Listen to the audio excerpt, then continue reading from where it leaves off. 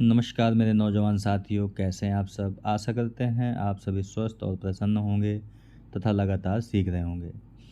दोस्तों, आज हम जो बात करेंगे, वह बात करेंगे आपसे 2024-25 में जो आपका फर्स्ट एड एंड हेल्थ का पेपर हुआ है, जो कि एक को-करिकुलर का पेपर है, वो आपका पिछले साल सेकंड सेमेस्टर का पेपर था, ठीक है? लेकिन इस साल यूनिवर्सिटी ने चेंज करके को करिकुलर कोर्स के अंतर्गत जो फर्स्ट एड एंड हेल्थ का पेपर है, वो बीए फर्स्ट सेमेस्टर में ऐड कर दिया है, ठीक है? तो चलिए हम आज इसके क्वेश्चनों को देखेंगे और सॉल्व करेंगे और आपसे ये कहेंगे हम कि जो हम इसका एक्सप्लेनेशन देंगे, वो आपको नोट डाउन करते हुए चलना है, ठीक है? तो चलिए शुरू करते हैं आज का लेक्चर। पहला क्वेश्चन है कि किसे ध्वनि बॉक्स कहा जाता है, ठीक है? यानी कार्ड साउंड बॉक्स। तो इसका जो सही आंसर है वो आपका है डी नंबर, यानी कि आपका लैरिंग्स को ध्वनि बॉक्स भी कहा जाता है। क्यों? क्योंकि यह भाग ध्वनि उत्पन्न करने में सहायक होता है, ठीक है? क्योंकि इसमें स्वर तंतु स्थित होते हैं, ठीक है?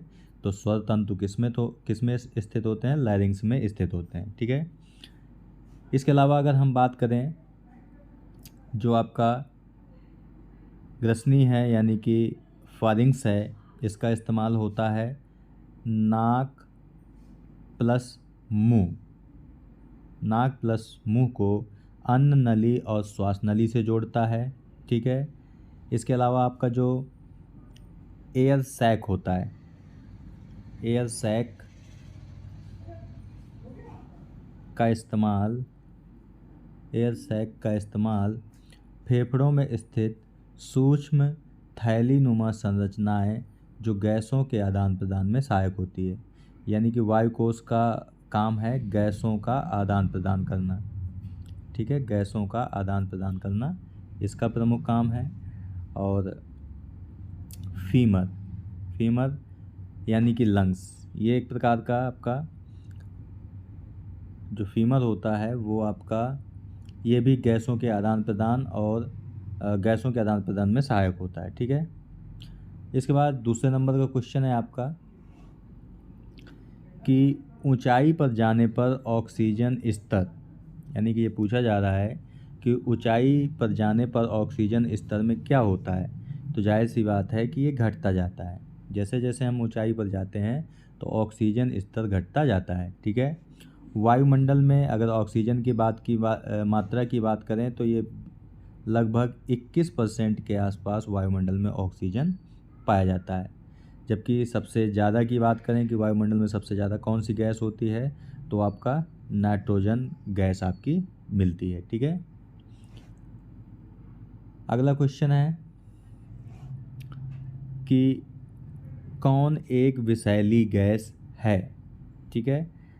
तो यहाँ पे अगर विषैली गैसों की बात करोगे तो कार्बन मोनोऑक्साइड यानी CO को कार्बन मोनोऑक्साइड गैसें हैं और ये कार्बन मोनोऑक्साइड गैस एक विषैली गैस है, ठीक है? क्योंकि यह जो गैस है आपकी कार्बन मोनोऑक्साइड, ये रक्त में हीमोग्लोबिन से मिलकर ये जुड़कर ऑक्सीजन के परिवहन को रोक देती है, ठीक है? तो 3 का जो सही आंसर है वो आपका बी नंबर है, यानी CO। वहीं अगर कार्बन डाइऑक्साइड गैस की बात करें तो ये विषैली गैस नहीं है, लेकिन ये दम घोंट सकती है। ये विषैली गैस तो नहीं है, लेकिन ये दम घोंट सकती है। N2 की बात करें तो एक तो पहली बात ये निष्क्रिय गैस है, ये आपको याद रखना है, ये निष्क्रिय गैस है और ये भी आपकी विषैली गैस नहीं है, ठीक है? और ऑक्सीजन के बारे में तो आपको पता ही है कि ये जीवन के लिए आवश्यक है कि क्योंकि जितने भी जीव हैं वो श्वास लेने में ऑक्सीजन गैस का ही इस्तेमाल करते हैं और कार्बन डाइऑक्साइड बाहर निकालते हैं, तो ये भी आपको याद रखना है। इसके बाद चौथा नंबर है कि अस्थमा किसका रोग है, यानी जो आपका दमा की बीमारी होती है वो किस तंत्र को प्रभावित करती है? तो जाहिर सी बात है अस्थमा की बीमारी आपकी श्वसन तंत्र को प्रभावित करती है। ठीक है, क्योंकि इस श्वसन तंत्र में क्या होता है, यानी कि अस्थमा में क्या होता है कि श्वसन नलियाँ संकुचित हो जाती हैं, जिससे सांस लेने में कठिनाई होती है। ठीक है, और जाहिर सी बात है कि जो प्रजनन तंत्र है वो प्रजनन से संबंधित अंग है। तंत्रिका तंत्र जो आपका होता है मस्तिष्क और तंत्रिकाओं से संबंधित होता है। कंकाल तंत्र आपका हड्डियों से संबंधित होता है। ठीक है, अगला क्वेश्चन है कि मानव हृदय में कक्षों की संख्या कितनी होती है? यानी कि मानव हृदय में जो कक्षाएं होती हैं या कक्ष होते हैं उनकी संख्या कितनी होती है? तो इसका जो सही आंसर है आपका वो है 4 नंबर। यानी मानव हृदय में आपके 4 कक्ष यानी चैम्बर्स होते हैं। ठीक है, और वो कौन कौन से हैं? एक तो होता है आपका दायां आलिंद, एक होता है आपका बायां आलिंद, ठीक है, एक होता है आपका दायां निलय, एक होता है आपका बायां निलय। ठीक है, तो ये भी आपको याद रखना है। तो ये 4 कक्ष आपके होते हैं हृदय में। अगला क्वेश्चन है आपका कि हृदय में ऑक्सीजन युक्त रक्त कहाँ से आता है? यानी हृदय में जो ऑक्सीजन युक्त रक्त आता है वो कहाँ से आता है? तो इसका जो सही आंसर है वो आपका है फेफड़े से। यानी हृदय में ऑक्सीजन युक्त जो रक्त है वो फेफड़े से आता है। ठीक है, और फेफड़े से आता है और ये फुफ्फुसी शिरा के माध्यम से, फुफ्फुसी को हम इंग्लिश में कहते हैं पल्मोनरी वेन, ठीक है, के माध्यम से हृदय के बाएं आलिंद में पहुंचता है, बाएं आलिंद में पहुंचता है। ठीक है, तो ये भी आपको याद रखना है और नोट डाउन करते हुए चलना है। ठीक है, वहीं जो यकृत का काम है वो क्या काम करता है? तो ये यकृत जो होता है पाचन के बाद पोषक पदार्थों का संग्रहण और नियमन करता है। वहीं अगर किडनी की बात करोगे यानी वृक्क, तो ये रक्त शोधन का काम करता है, यानी कि रक्त को शुद्ध करने का काम वृक्क का है। वहीं अगर आप आंत्र की बात करोगे यानी इंटेस्टाइन की बात करोगे तो ये भोजन का पाचन और अवशोषण करने का काम करता है आंत्र। ठीक है, 7 नंबर क्वेश्चन है कि शुद्ध रक्त का परिवहन किसके द्वारा होता है? तो जो शुद्ध रक्त का परिवहन है वह होता है आपका धमनी के द्वारा, यानी आर्टरी के द्वारा शुद्ध रक्त का परिवहन होता है। ठीक है, तो 7 का ए सही है। वहीं शिरा की बात करें यानी वेन की बात करें तो इसका काम क्या है? तो अंगों से, यानी जो वेन का काम है तो अंगों से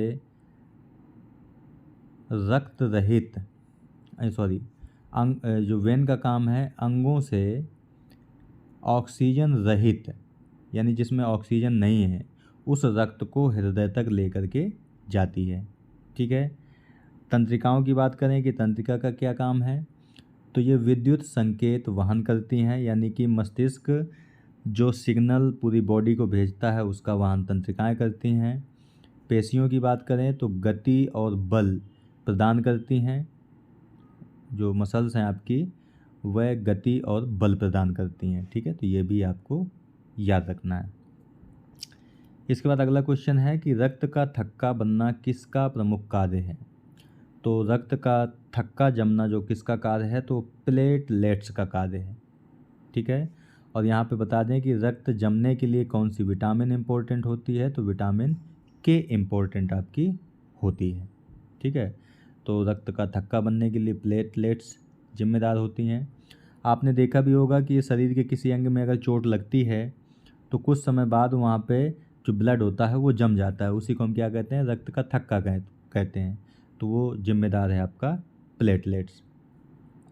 ठीक है, आरबीसी यानी कि रेड ब्लड सेल्स, आरबीसी ये ऑक्सीजन का परिवहन करती हैं। ठीक है, और WBC यानी वाइट ब्लड सेल्स ये शरीर को संक्रमण से बचाती हैं। ठीक है, यानी ये शरीर में रोग प्रतिरोधक क्षमता का काम करती हैं, WBC।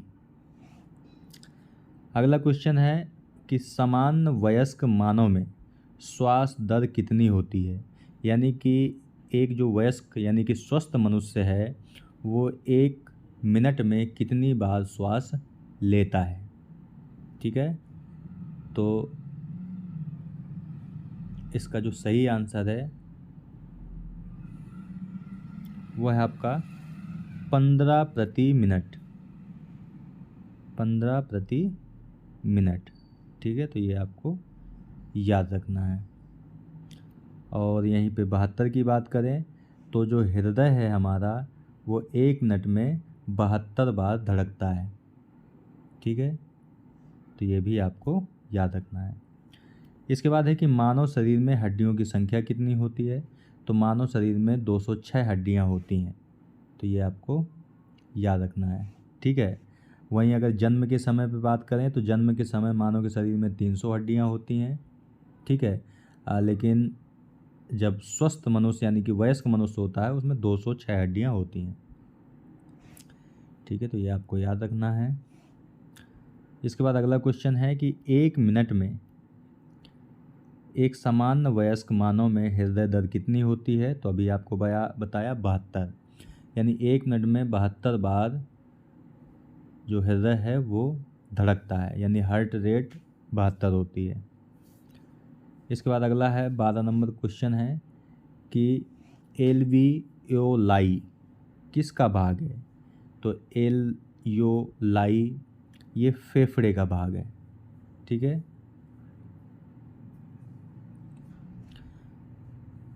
फेफड़े में ये सूक्ष्म थैलीनुमा संरचनाएं होती हैं जहाँ पे ऑक्सीजन और कार्बन डाइऑक्साइड का आदान प्रदान होता है। ठीक है, यकृत के बारे में बताया ही कि ये पाचन तंत्र का अंग है।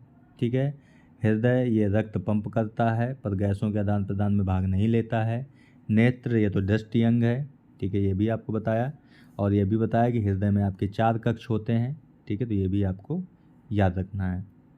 इसके बाद है अचल संधियाँ पाई जाती हैं, यानी immovable joints are present in, यानी कि आपके अचल संधियाँ कहाँ पाई जाती हैं। तो अचल संधियाँ जो होती हैं वो कपाल यानी स्कल्स में पाई जाती हैं, तो ये भी आपको याद रखना है। अचल संधि का मतलब है कि जहाँ पर हड्डियाँ आपस में जुड़ी होती हैं। ठीक है, और जो आपका घुटना है, कोहनी है, कंधा है, यहाँ पे सब चल संधियाँ पाई जाती हैं, यानी जो मूव करती रहती हैं।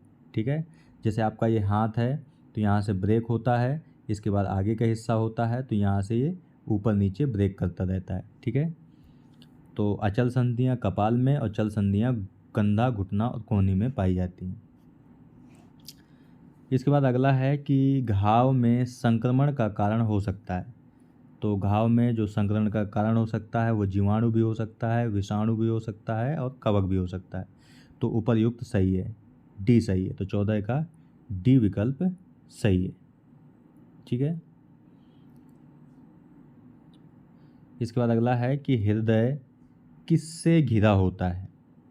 यानी कि हृदय एक झिल्ली के अंदर रहता है, तो उस झिल्ली को क्या कहते हैं। तो उस झिल्ली को हम कहते हैं पेरिकॉर्डियम। पेरिकॉर्डियम यानी कि हृदय के बाहर जो झिल्ली होती है उसे पेरिकॉर्डियम कहते हैं, और यहाँ पे आपका हृदय उससे घिरा रहता है। ठीक है, तो पेरिकॉर्डियम तो हृदय को ढकने वाली झिल्ली है। ठीक है, वहीं जो आपका फ्लूरा है ये फेफड़े को ढकने वाली झिल्ली है, यानी फेफड़ा भी एक झिल्ली के अंदर पैक रहता है।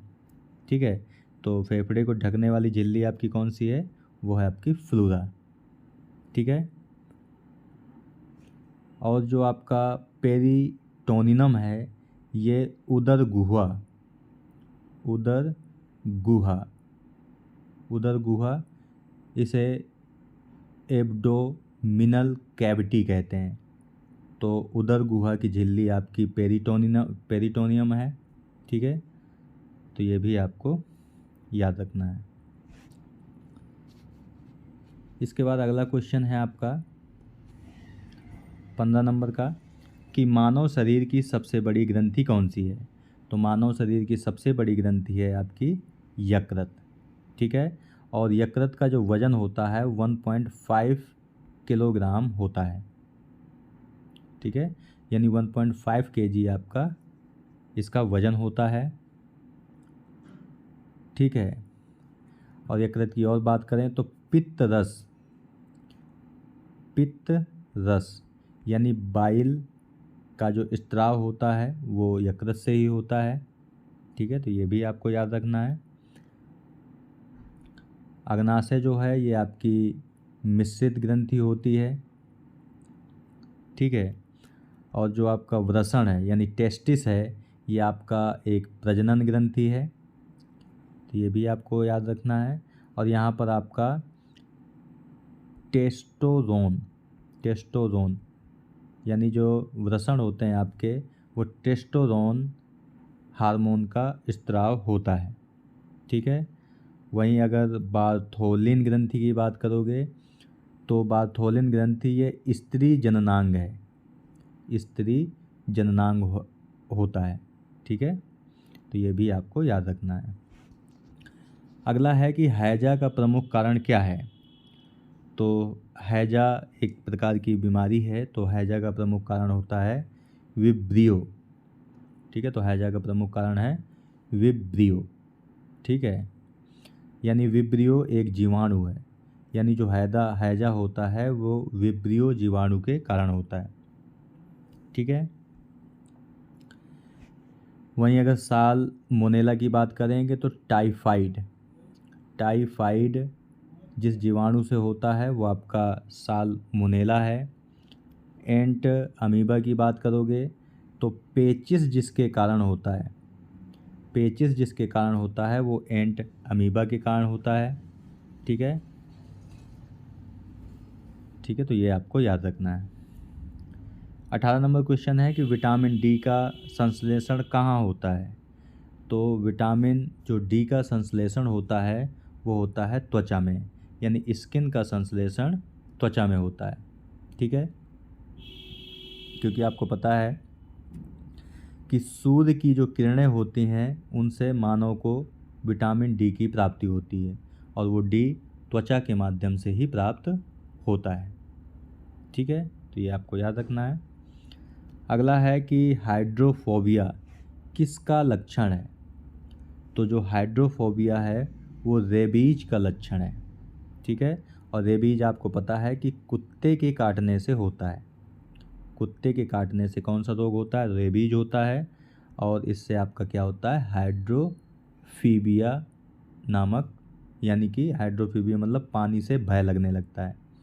पानी से भय लगने लगता है कुत्ते के काटने से जब रेबीज नामक बीमारी होती है। ठीक है, वहीं अगर टिटनेस की बात करोगे तो ये मांसपेशियों में जकड़न होती है। ठीक है, मलेरिया आपको पता है कि मच्छर से फैलने वाली बीमारी है। बेसिकली जो मादा मच्छर होती है उसके काटने से मलेरिया होता है। ठीक है, और जो अतिसार है ये दस्त को कहा जाता है, अतिसार। ठीक है, जो दस्त होता है आपका उसे अतिसार कहा जाता है, यानी डायरिया कहा जाता है। इसके बाद अगला क्वेश्चन है कि सर्पदंश का उपचार है, यानी सांप के काटने पर क्या उपचार होता है। तो सांप के काटने पर प्रतिविष यानी एंटीवेनम इंजेक्शन लगाया जाता है। ठीक है, क्या लगाया जाता है, एंटीवेनम सीरम या टीका लगाया जाता है, और ये सांप के विष को निष्क्रिय कर देता है। ठीक है, वहीं अगर प्रतिजामक यानी एंटी कागुलेंट की बात करोगे तो ये रक्त जमने से रोकता है। ठीक है, एंटासिड की बात करोगे तो ये अम्लता से संबंधित है। ठीक है, और ORS का घोल जो होता है एक प्रकार का वो निर्जलीकरण के लिए उपयोग किया जाता है, यानी यदि शरीर में पानी की कमी हो जाती है तो ORS घोल का पिलाया जाता है। ठीक है, तो ये भी आपको याद रखना है। इसके बाद अगला क्वेश्चन है कि एम टी पी 1971 किससे संबंधित है? तो एम टी पी का फुल फॉर्म है medical treatment of pregnancy. M T P यानी मेडिकल ट्रीटमेंट प्रेगनेंसी। ठीक है, ये एक्ट था जो कि 1971 में आया था। तो जाहिर सी बात है किससे संबंधित है? तो ये आपका संबंधित है गर्भपात से। ठीक है, यानी एबॉर्शन से संबंधित है। ठीक है, इसके बाद अगला क्वेश्चन है 22 नंबर का कि कैनाबिस से प्राप्त होता है या होते हैं, यानी कैनाबिस से क्या प्राप्त होता है? तो कैनाबिस से गांजा, भांग, चरस ये सभी प्राप्त होते हैं। यानी कैनाबिस एक प्रकार का पौधा है जिससे गांजा, भांग और चरस जैसी मादक चीज़ें प्राप्त होती हैं। ठीक है, जो आपका गांजा होता है ये पुष्प से बनता है, जो भांग होती है ये पत्ती से बनती है। ठीक है, और जो चरस है ये आपका पौधे के रेजिन से बनती है। ठीक है, तो ये आपका सही आंसर कैनाबिस से है, तो ये उपर्युक्त सभी यानी डी नंबर है। इसके बाद अगला क्वेश्चन है कि टी तथा बी लिम्फोसाइट किसका हिस्सा है? यानी टी और जो बी हैं लिम्फोसाइट वो किसका हिस्सा है? तो टी और बी यह आपका हिस्सा है उत्सर्जन तंत्र का, यानी एक्सक्रीटरी सिस्टम का ये हिस्सा है टी और बी लिम्फोसाइट। ठीक है, यानी जो टी और बी लिम्फोसाइट हैं ये आपकी WBC यानी कि वाइट ब्लड सेल्स होती हैं जो शरीर की प्रतिरक्षा प्रणाली को बढ़ावा देती हैं, यानी इम्यून सिस्टम को बढ़ाती हैं। ठीक है, इसके बाद अगला है 24 नंबर क्वेश्चन है कि पुरुषों की तुलना में महिलाओं में अवसाद का खतरा होता है। तो पुरुषों की तुलना में महिलाओं में अवसाद का खतरा ज़्यादा होता है, यानी डिप्रेशन ज़्यादातर महिलाएं ही जाती हैं, तो खतरा इनमें ज़्यादा होता है। ठीक है, लगभग कितना ज़्यादा होता है? तो 2 गुना ज़्यादा होते हैं। इसके बाद है कि मानव में गुणसूत्रों की संख्या कितनी होती है? तो मानव में गुणसूत्रों की संख्या होती है 46, यानी 46 गुणसूत्र होते हैं। यानी क्रोमोसोम, यानी मानव में गुणसूत्रों की संख्या या क्रोमोसोम की संख्या जो होती है वो 46 होती है, या आप ऐसे कह सकते हो कि 23 जोड़ी होती है। जब जोड़ी में बात की जाएगी तो 23 है, और कुल की बात की जाएगी तो आपका 46 है। ठीक है, तो ये आपको याद रखना है। इसके बाद है अगला है कि 26 नंबर क्वेश्चन है कि अस्थियों से जुड़ी मांसपेशियां होती हैं। अस्थियों से जुड़ी मांसपेशियां होती हैं, तो वो कैसी होती हैं? अस्थियों से जुड़ी मांसपेशियां तो वो आपकी ऐच्छिक होती हैं, यानी कि वॉलनटरी होती हैं। ऐच्छिक यानी कि जो हड्डियां या जो मांसपेशियां हड्डियों से जुड़ी होती हैं, यानी मांसपेशियां प्लस हड्डी, यानी जो मांसपेशियां हड्डियों से जुड़ी होती हैं उन्हें ऐच्छिक या कंकालीय मांसपेशियां कहा जाता है।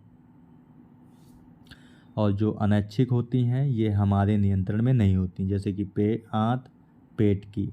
ठीक है, और जो हृदय मांसपेशी है यानी कार्डिक है, ये केवल हृदय में होती है, और ये विशेष प्रकार की अनैच्छिक मांसपेशी ये भी है। ठीक है, यानी कि जो मांसपेशियां हड्डी से जुड़ी होती हैं वो ऐच्छिक होती हैं। अगला है कि मच्छर के लार्वा का उन्मूलन किसका प्रयोग करके कर सकते हैं? यानी कि मच्छर के लार्वा को अगर समाप्त करना है तो हम किसका इस्तेमाल कर सकते हैं? तो हम इस्तेमाल कर सकते हैं केरोसिन तेल का, जिसे आम बोलचाल की भाषा में मिट्टी का तेल कहते हैं। ठीक है, तो अगर हमें मच्छर के लार्वा को समाप्त करना है तो केरोसिन तेल का इस्तेमाल किया जा सकता है। इसके अलावा अगला क्वेश्चन है कि सड़क दुर्घटनाओं का कारण क्या है। तो सड़क दुर्घटनाओं का प्रमुख कारण है कि शराब का प्रयोग करके चलाना, तेज़ रफ्तार से चलाना, मोबाइल का प्रयोग करना, ये सभी कारण जिम्मेदार हैं सड़क दुर्घटनाओं को बढ़ाने के लिए। जहर को उदासीन करने के लिए चिकित्सक प्रयोग करते हैं, यानी कि जहर अगर बढ़ गया है तो उसको कमज़ोर करने के लिए किसका उपयोग किया जाता है डॉक्टरों द्वारा। तो डॉक्टर उपयोग करते हैं एंटीडोट का। ठीक है, तो जहर को ख़त्म करने के लिए एंटीडोट का इस्तेमाल किया जाता है, तो ये आपको याद रखना है। एंटीवेनम, जब सांप काट लेता है तो उसके जहर को समाप्त करने के लिए एंटीवेनम का इस्तेमाल किया जाता है। ठीक है, इसके अलावा है आपका एंटी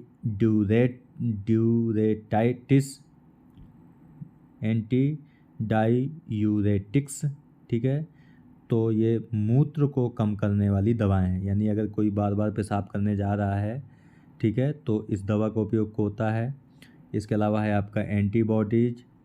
ठीक है, तो ये प्रतिरक्षा तंत्र का हिस्सा होता है एंटीबॉडीज।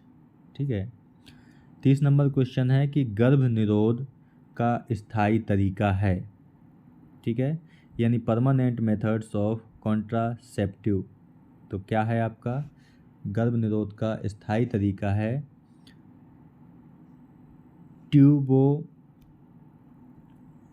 ट्यूबेक्टोमी, यानी कि नसबंदी। आप इस सिंपल भाषा में कह सकते हो कि नसबंदी एक स्थायी तरीका है गर्भ निरोध का।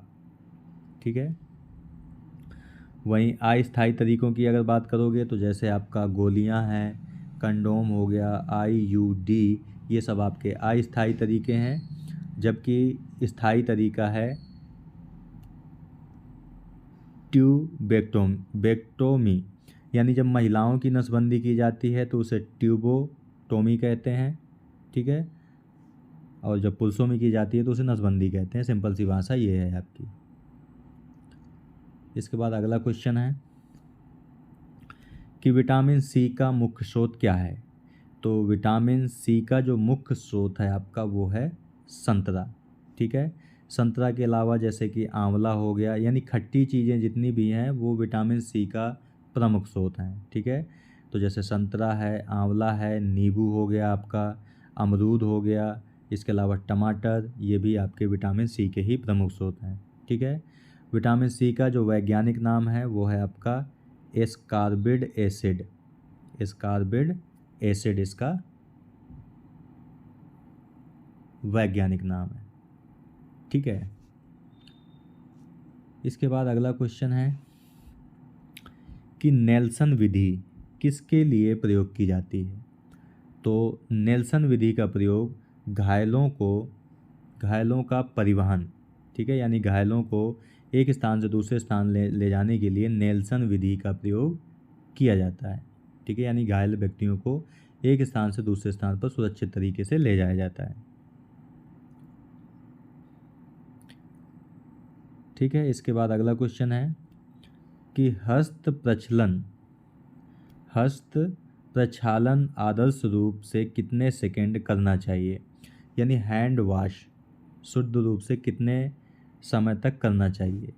तो हैंड वॉश मैक्सिमम 20 सेकंड तक तो करना ही करना चाहिए।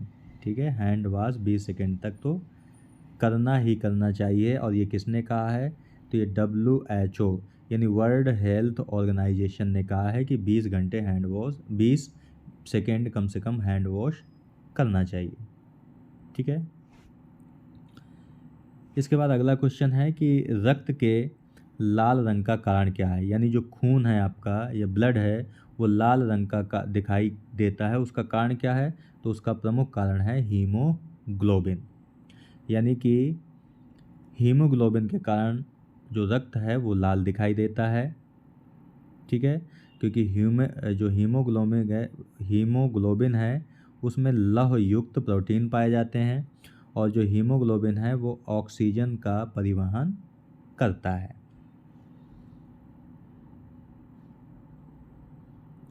ठीक है। वहीं जो आपका मेलेनिन है ये बालों और त्वचा को रंग प्रदान करता है, यानी हमारा जो रंग दिखाई देता है त्वचा का या बालों का वो मेलेनिन के कारण होता है, ठीक है। और जो कैरेटिन है ये आपका गाजर में पाया जाता है, ठीक है। गाजर में पाया जाने वाला प्रोटीन कैरोटीन है। अगला क्वेश्चन है कि अंश मेखला कहाँ की हड्डी है, यानी पेक्टोरल गर्डल जो है वो कहाँ की हड्डी है, तो ये आपके जांग की हड्डी है, यानी थाई की हड्डी है, ठीक है। और ये जांग की हड्डी है, ठीक है। तो ये आपको याद रखना, ये कहाँ पे पाई जाती है, तो जांग में पाई जाती है। इसके बाद अगला क्वेश्चन है आपका 36 नंबर क्वेश्चन है कि फास्ट किसका विश्लेषण करने की विधि है। फास्ट किसका विश्लेषण करने की विधि है। यहाँ पे एफ का मतलब हो गया फेस, ए का मतलब हो गया आर्म्स, एस का मतलब हो गया स्पीच, ठीक है। और टी का मतलब हो गया टाइम, ठीक है। तो फास्ट विश्लेषण करने की विधि किससे संबंधित है, तो ये स्ट्रोक से संबंधित है, तो ये आपको याद रखना है, ठीक है। स्ट्रोक की पहचान करने के लिए इसी का इस्तेमाल किया जाता है।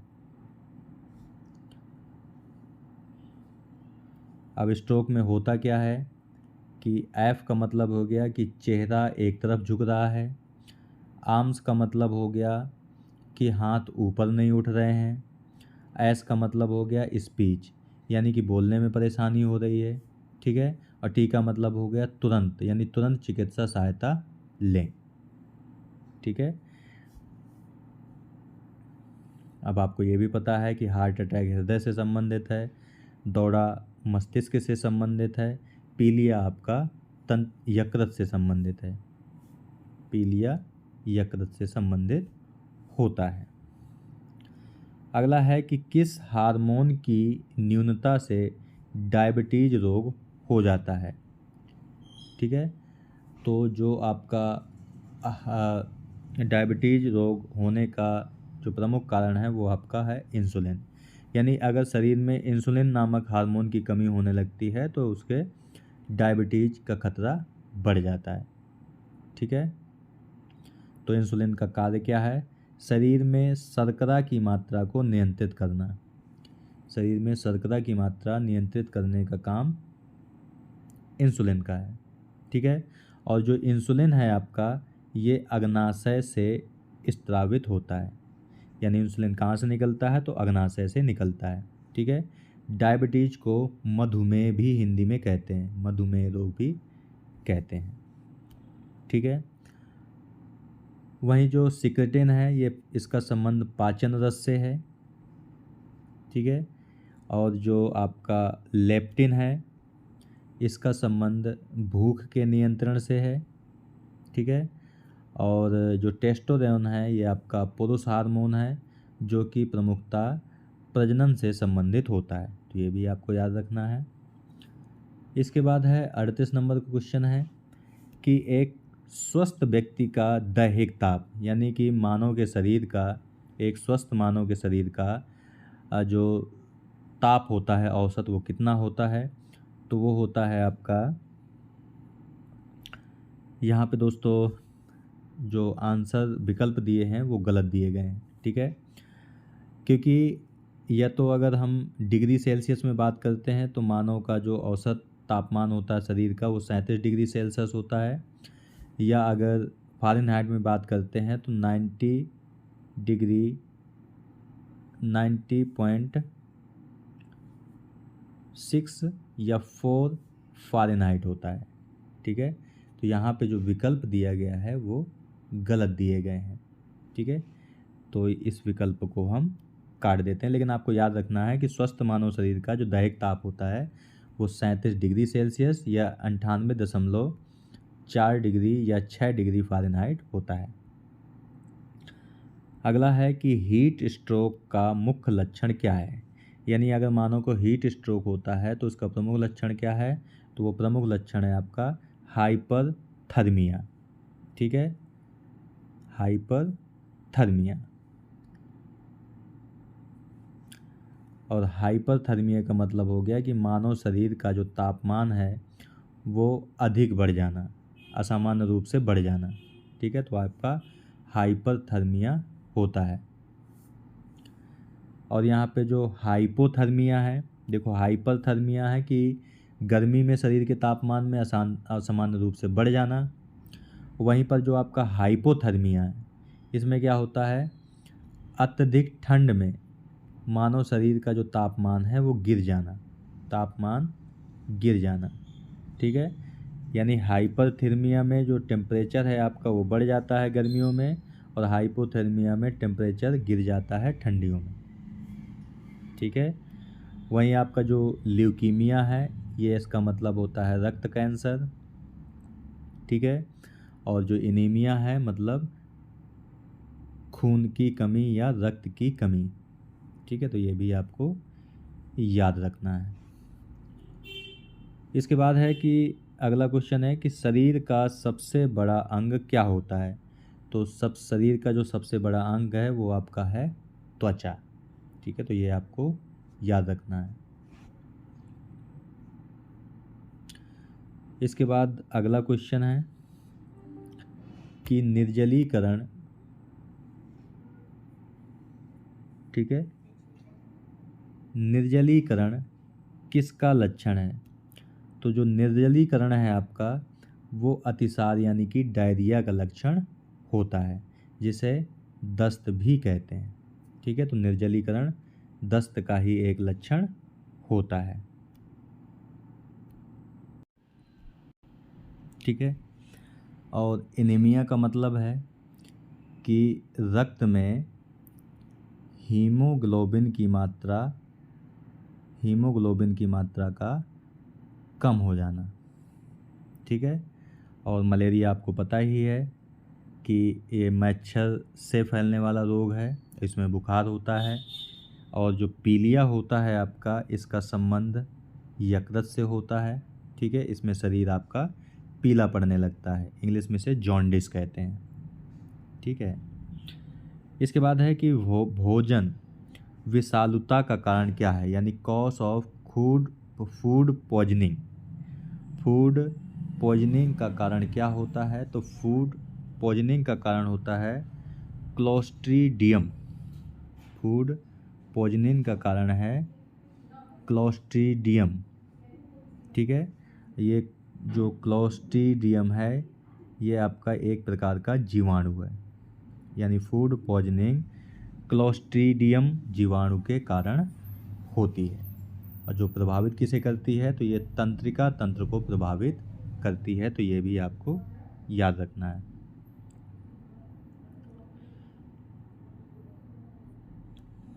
ठीक है, जो माइकोबैक्टीरियम है, तो टीबी जो बीमारी है आपकी, टीबी का प्रमुख वाहक जीवाणु जो होता है वो माइकोबैक्टीरियम होता है। ठीक है, और जो आपका लैक्टोबैलिसिस है, तो दही जमाने का काम जिस जीवाणु का होता है वो लैक्टोबैसिलस का होता है, तो ये भी आपको याद रखना है। इसके बाद अगला है कि छोटी आंत का माप होता है, यानी छोटी आंत की लंबाई कितनी होती है। तो छोटी आंत की जो लंबाई होती है वो आपकी होती है 5 से 6 मीटर के आसपास होती है, 5 से 6 मीटर। ठीक है, तो ये भी आपको याद रखना है। इसके बाद अगला क्वेश्चन है कि जठर में कौन सा अम्ल होता है।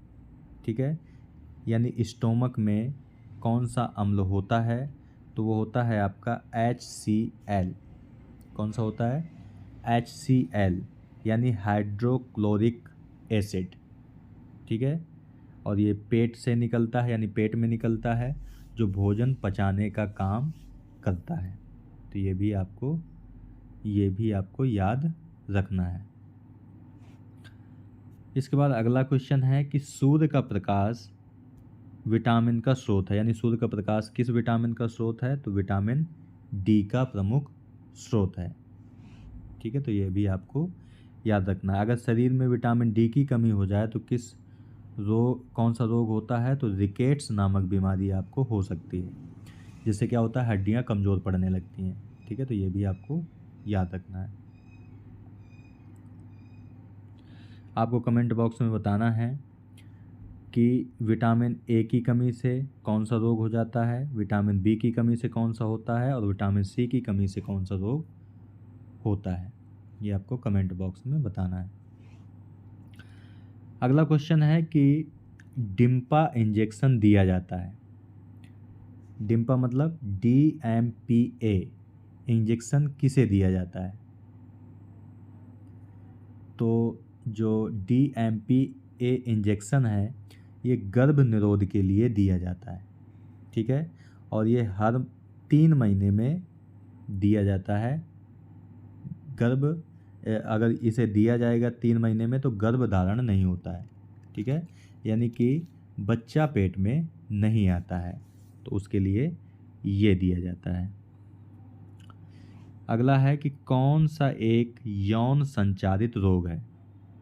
ठीक है, यानी सेक्सुअल ट्रांसमिटेड डिसीज कौन सी है, तो ये है आपकी गोनोरिया।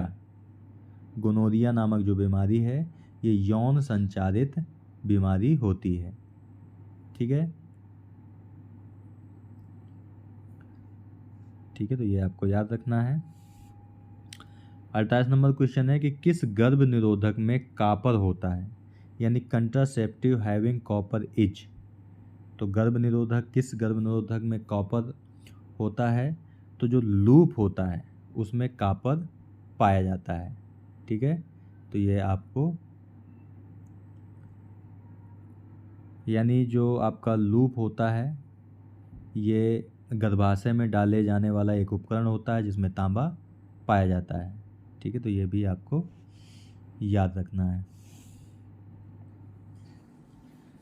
इसके बाद अगला क्वेश्चन है कि किरण KIRAN किरण किसके लिए भारत सरकार की एक पहल है, यानी कि जो किरण पहल थी वो किसके लिए लाई गई थी भारत सरकार द्वारा, तो जो किरण पहल थी ये मानसिक यानी मेंटल हेल्थ काउंसलिंग के लिए लाई गई थी, यानी मानसिक स्वास्थ्य परामर्श के लिए एक पहल थी। ठीक है, इसका उद्देश्य था कि तनाव, चिंता, अवसाद आदि मानसिक समस्याओं से जूझ रहे लोगों को सहायता देना। ठीक है, तो ये भी आपको याद रखना है। अगला है 50 नंबर का कि चिंता विकार के रोगी को परहेज करना चाहिए, यानी जो व्यक्ति एंजाइटी यानी चिंता में रहता है हमेशा, उसे किससे परहेज करना चाहिए, तो उसे कॉफ़ी से भी परहेज करना चाहिए, शराब से भी करना चाहिए और चीनी से भी परहेज करना चाहिए। यानी कि उपर्युक्त सभी की सभी क्या करती हैं, चिंताओं को बढ़ाती हैं। जैसे जो कॉफ़ी है वो दिल की धड़कन को बढ़ाती है, शराब मानसिक संतुलन बिगाड़ती है, जो चीनी है आपकी ये ऊर्जा स्तर को अस्थिर कर देती है, ठीक है, जिससे मूड खराब होने लगता है। तो ये सब आपका इनसे बचना चाहिए अगर चिंता हो रही है तो। ठीक है,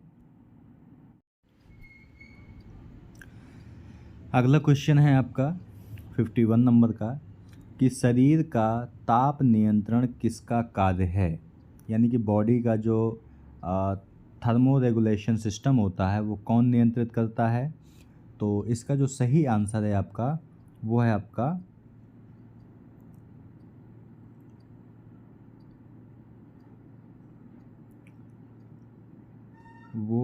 दोस्तों यहाँ पे विकल्प दरअसल दिया नहीं गया है, इसका जो सही आंसर होना चाहिए लेकिन वो दिया नहीं गया है आपका। ठीक है, यहाँ पे आपका जो आंसर होना चाहिए एक होता है आपका हाइपोथैलेमस।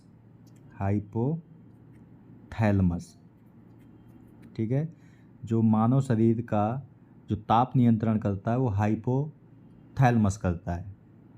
ठीक है, लेकिन यहाँ पे विकल्प आपका दिया ही नहीं गया है। तो इसका जो सही आंसर हो जाएगा आपका उक्त में से कोई नहीं। ठीक है। इसके अलावा जो त्वचा होती है आपके, वो ताप को महसूस तो करती है लेकिन नियंत्रित नहीं करती है। ठीक है। और जो यकृत होता है आपका, ये भी ताप उत्पन्न करता है पर ये नियंत्रित नहीं करता है। ठीक है। तो ये आपको याद रखना है। तो जो हाइपोथैलेमस होता है बॉडी में, वो ताप का नियंत्रण करता है। तो इसका जो सही आंसर होगा वो डी नंबर होगा। 52 नंबर क्वेश्चन है कि रक्तचाप नापा जाता है, यानी जो ब्लड प्रेशर होता है वो किससे मापा जाता है? तो यह नापा जाता है स्फिग्नो मैनोमीटर से मापा जाता है। मानव शरीर का रक्तचाप स्फिग्मो मैनोमीटर से मापा जाता है। ठीक है। तो ये आपको याद रखना है। इसके अलावा जो थर्मामीटर है, इससे तो आपको पता है कि तापमान का मापन किससे किया जाता है? तो थर्मोमीटर से किया जाता है। ठीक है। और जो एनीमोमीटर होता है, इससे वायु की गति को मापा जाता है। वायु की गति को मापते हैं एनीमोमीटर से।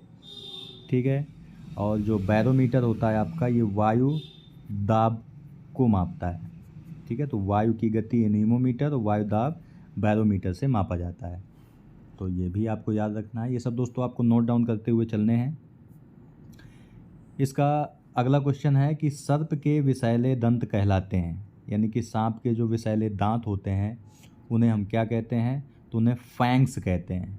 सांप के विषैले दांतों को फैंग्स के नाम से जाना जाता है। ठीक है। तो ये आपको याद रखना है।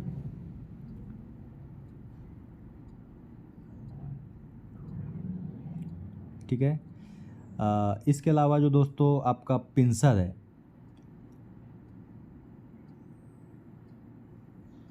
यानी कि सांप में ही जो अर्धचंद्राकार के दांत होते हैं उन्हें आपका क्या कहते हैं? जो चिमटी जैसी संरचना वाले दांत होते हैं उसे पिंसर कहते हैं। ठीक है। इतना आप डिटेल में मत जाइए। ठीक है। तो आपको ये याद रखना है कि सर्प के विषैले दांतों को फैंग्स कहते हैं। इसके बाद अगला क्वेश्चन है कि ब्रीच डिलीवरी में माँ के शरीर से शिशु का पहले बाहर आने वाला भाग है। ठीक है। यानी जो ब्रीच एक प्रकार की डिलीवरी होती है, तो जब माँ के शरीर से शिशु का पहले बाहर आने वाला भाग क्या होता है? तो ये होता है आपका टांगे। यानी ब्रीच डिलीवरी में जो सबसे पहले शिशु की टांगें बाहर आती हैं। ठीक है। और जो दोस्तों सामान्य प्रकार की डिलीवरी होती है, उसमें जो शिशु का सबसे पहले बाहर आता है तो वो सिर बाहर आता है। ठीक है। लेकिन ब्रीच डिलीवरी में क्या होता है कि पैर उसके बाहर आते हैं, यानी टांगें पहले बाहर आती हैं। ठीक है। और ये बहुत ही जोखिमपूर्ण मानी जाती है। तो ये आपको याद रखना है।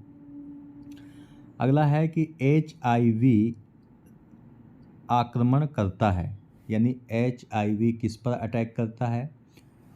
तो जो HIV होता है वो मानव शरीर की प्रतिरक्षा प्रणाली यानी इम्यून सिस्टम खराब कर देता है। तो HIV मानव शरीर का इम्यून सिस्टम खराब करता है। ठीक है। तो ये आपको याद रखना है। HIV का अगर फुल फॉर्म देखें तो इसका फुल फॉर्म होता है ह्यूमन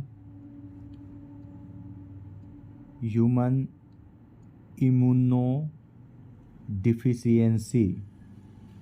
डिफिशियंसी सिंड्रोम या वायरस। ठीक है। HIV यानी ह्यूमन इम्यूनो डिफिशियंसी वायरस इसका फुल फॉर्म होता है। ठीक है। तो ये भी आपको याद रखना है। ये किसे कमज़ोर करता है? तो ये इम्यून सिस्टम को कमज़ोर करता है। ठीक है। तो ये आपको याद रखना है। उत्सर्जन तंत्र, ये मूत्राशय यानी मूत्र निष्कासन के लिए होता है। पाचन तंत्र, पाचन तंत्र आपका इसमें है नहीं। जो परिसंचरण तंत्र है, इसमें रक्त का संचार एक स्थान से दूसरे स्थान पर होता है। तो ये भी आपको याद रखना है। तो 55 का आपका डी नंबर सही है। अगला क्वेश्चन है कि मानसिक स्वास्थ्य के लिए आवश्यक है। तो मानसिक स्वास्थ्य के लिए क्या आवश्यक है? तो मानसिक स्वास्थ्य के लिए अच्छी नींद का होना बहुत ज़रूरी है, ठीक है। क्योंकि अगर नींद आपको पूरी नहीं होती है तो तनाव, चिंता जैसी ढेर सारी समस्याएं आपके पास आने लगती हैं। तो मानसिक स्वास्थ्य के लिए अच्छी नींद का होना ज़रूरी है और एक स्वस्थ व्यक्ति को 7 से 8 घंटे के आसपास सोना चाहिए। अगला है कि एलगी यानी LGEE यानी ALGEE मानसिक स्वास्थ्य प्राथमिक उपचार का एक्शन प्लान है। यहाँ एल का अर्थ क्या है? यहाँ पे एल का अर्थ क्या है? तो अगर इन सभी अर्थों के यानी शब्दों के अक्षरों के अगर अर्थ पे बात करें अगर, तो यहाँ पे जो ए होता है, ए का मतलब होता है अप्रोच,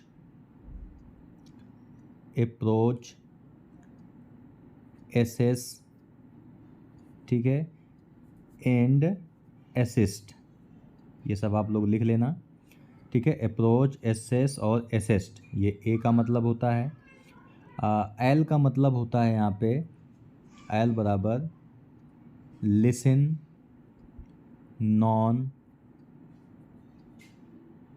जजमेंटली, ठीक है। एल का मतलब है लिसन, नॉन जजमेंटली। यहाँ पे जी का जो अर्थ है उसका मतलब है give support and information, give support and information. और ई का मतलब है यहाँ पे इनकरेज प्रोफेशनल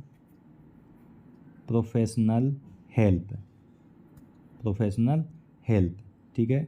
और जो अगला ई है उसका मतलब होता है आपका encourage self help and other support, ठीक है। दोस्तों वीडियो को आप धीरे धीरे पॉज करके अगर सुनेंगे तो ये आपको सब समझ में आ जाएगा। तो इन्हें सबको आपको नोट कर लेना है, ठीक है। तो ये आपको याद रखना है। ये बेसिकली है क्या? तो ये मानसिक स्वास्थ्य की प्राथमिक सहायता का एक चरणबद्ध तरीका है। तो मानसिक स्वास्थ्य की प्राथमिक सहायता का एक चरणबद्ध तरीका क्या है? तो वो है एलगी यानी ALGEE, ठीक है। तो ये आपको याद रखना है। तो यहाँ पे एल का मतलब क्या हुआ आपका? लिसन, ठीक है। तो ये आपको याद रखना है। तो सही आंसर है आपका पहला। अगला क्वेश्चन है कि अंडाशय से अंडाणु के विमोचन को कहते हैं, यानी release of oven from ovary is called. तो क्या कहलाता है? तो इसे हम कहते हैं अंडोत्सर्ग यानी ओवुलेशन, ठीक है। अंडोत्सर्ग इसे कहते हैं। तो ये आपको याद रखना है। और विकल्पों की बात करें अगर हम, तो मीनोपॉज क्या होता है? इसमें क्या होता है कि मासिक धर्म बंद होने की प्रक्रिया, यानी जो महिलाओं को पीरियड्स आते हैं वो जब बंद हो जाते हैं तो उसे अब क्या कहते हैं?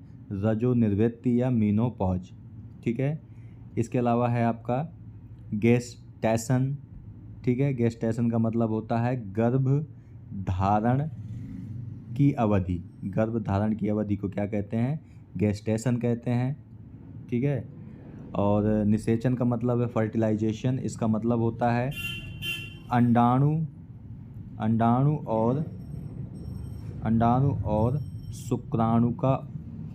शुक्राणु का संयोग, ठीक है। अंडाणु महिलाओं से निकलते हैं और शुक्राणु पुरुषों से निकलते हैं, और जब ये दोनों मिलते हैं तो इसे क्या कहते हैं? फर्टिलाइजेशन यानी निषेचन कहते हैं। तो ठीक है, तो ये भी आपको याद रखना है। तो सही आंसर 58 का क्या है? B number. 59 नंबर क्वेश्चन है कि अवसाद का उपचार किसके द्वारा किया जा सकता है? यानी अगर कोई व्यक्ति डिप्रेशन में चला गया तो उसके लिए क्या किया जा सकता है? तो इसके लिए वर्कआउट भी किया जा सकता है, ध्यान भी किया जाता है, सूर्य का प्रकाश यानी सनलाइट भी लेनी चाहिए। तो इसका जो सही आंसर होगा वो आपका डी नंबर होगा, यानी 59 का डी आंसर सही है। ठीक है। यहाँ पे जब दोस्तों हम वर्कआउट करते हैं तो इससे एक हार्मोन्स रिलीज होता है जिसे हम कहते हैं एंडोर्फिन। ठीक है, एंडोर्फिन जो कि मूड को बेहतर करता है। और मेडिटेशन तो आपको पता ही है कि मानसिक शांति और एकाग्रता के लिए है। और जो सनलाइट है इससे विटामिन डी की प्राप्ति होती है। ठीक है, विटामिन डी की प्राप्ति होती है जिससे शरीर में सीरोटोनिन का स्तर बढ़ता है और मूड भी सुधरता है। ठीक है, तो ये भी आपको याद रखना है। 60 नंबर क्वेश्चन है कि ग्रीन टी में प्रचुर मात्रा में क्या होता है। तो जो ग्रीन टी होता है उसमें प्रचुर मात्रा में होता है आपका एंटीऑक्सीकारक। ठीक है, यानी एंटीऑक्सीडेंट्स आपके ग्रीन टी में होते हैं। ठीक है, और जो ग्रीन टी का इस्तेमाल लोग जो ज़्यादातर करते हैं वो इसलिए करते हैं ताकि हृदय रोग, मोटापा और कैंसर के जोखिम को कम करने में सहायक होता है। ठीक है, तो ये आपको याद रखना है। अगला है 61 नंबर का क्वेश्चन है कि भारत में रेड क्रॉस सोसाइटी की स्थापना किस वर्ष हुई थी। तो भारत में रेड क्रॉस सोसाइटी की स्थापना 1920 में हुई थी। ठीक है, तो ये आपको याद रखना है। और रेड क्रॉस की स्थापना का जो उद्देश्य था कि युद्ध के समय जब बहुत से व्यक्ति जब घायल होते हैं, सैनिक घायल होते हैं, तो उनको चिकित्सा प्रदान करना रेड क्रॉस का प्रमुख उद्देश्य होता है। ठीक है, तो भारत में रेड क्रॉस सोसाइटी की स्थापना 1920 में हुई थी। अगला है कि प्राथमिक उपचार ज्ञान का एक महत्वपूर्ण भाग है। प्राथमिक उपचार ज्ञान का एक महत्वपूर्ण भाग है। इसका जो सही आंसर है वो आपका CPR। CPR का जो फुल फॉर्म होता है वो होता है आपका कार्डियोपल्मोनरी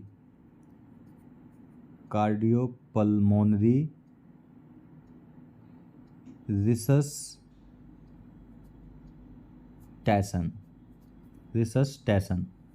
ठीक है, रिससटेशन आपका इस फुल फॉर्म होता है CPR का, यानी कार्डियोपल्मोनरी रिससटेशन आपका इसका फुल फॉर्म होता है। और ये क्या है, आपका प्राथमिक उपचार का ही एक भाग है।